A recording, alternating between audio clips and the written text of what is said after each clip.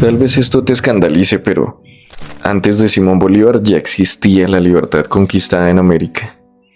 Un hombre arrancado de su tierra, despojado de su nombre, encadenado, silenciado, no era un prisionero común, era un líder. Mucho antes de que su historia tocara el suelo americano, Bencos Biojó ya caminaba como un hombre de autoridad en África Occidental.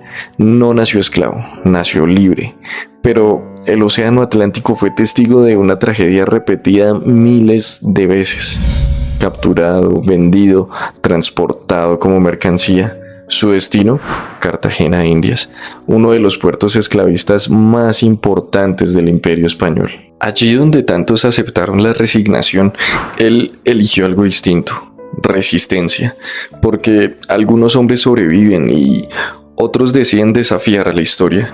Bencos nunca aceptó su condición, nunca se sometió mentalmente. Mientras otros veían selvas impenetrables, él veía rutas de escape. Mientras los colonizadores confiaban en su poder militar, él confiaba en algo más peligroso, la inteligencia, la paciencia, la estrategia. Y entonces ocurrió lo impensable, una fuga.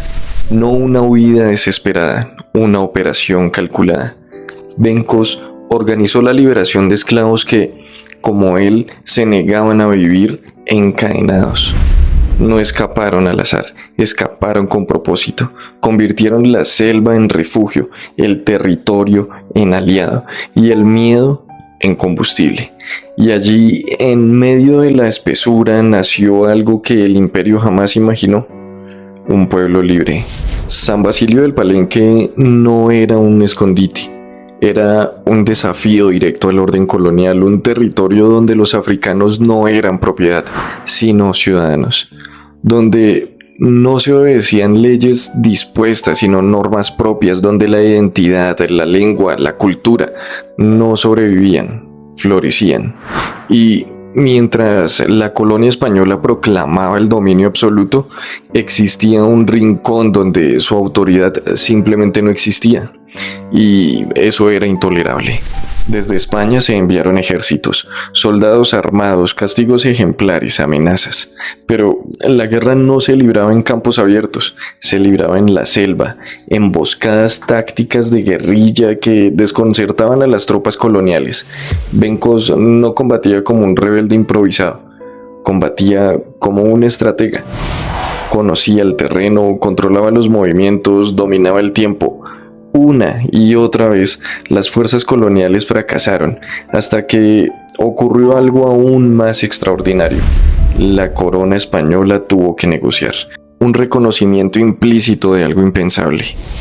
Un hombre esclavizado había obligado al imperio más grande del mundo en su momento a dialogar. Un tratado de paz, pero los imperios rara vez olvidan y casi nunca perdonan porque el poder de Bencos crecía, su figura se convertía en símbolo y los símbolos son peligrosos. En 1621, mediante engaños, Bencos fue capturado. No cayó en batalla, no fue derrotado en ninguna guerra, fue traicionado y finalmente ejecutado, ahorcado públicamente, un mensaje del poder colonial, un intento de borrar su legado. Pero la historia tiene una ironía implacable. Mataron al hombre, pero no a la idea. Porque San Basilio del Palenque no desapareció, no fue destruido, no volvió a la esclavitud, sobrevivió y siglos después sigue en pie, con una cultura única, con tradiciones propias africanas vivas, con una lengua propia, el palenquero. Un testimonio de resistencia histórica, una evidencia incómoda, la prueba de que la libertad no siempre fue concebida. Muchas veces tuvo que ser conquistada.